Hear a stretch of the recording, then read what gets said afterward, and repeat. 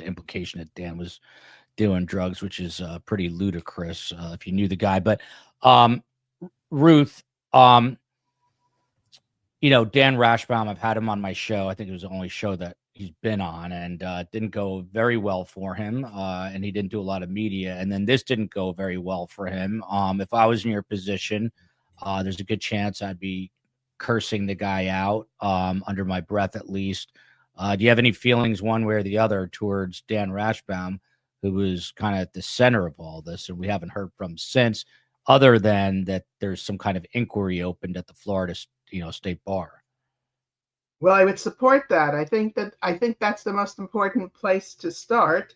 And I'm not sure how we heard little pieces here and there. I don't really know what the status is, what their responsibility is to report to the public. Our legislation here is quite specific, in terms of the scope and practice of any of these colleges. We call them that, and that's it's a public service in terms of healthcare and other types of disciplines. So I just hope he gets disciplined according to what the American bar or your legislation is. I'm not sure it goes, I think it's by state, right? So it would be the Florida bar that would be responsible for reviewing his case. I think the situation really needs a very, very thorough look, and it has implications, for everybody.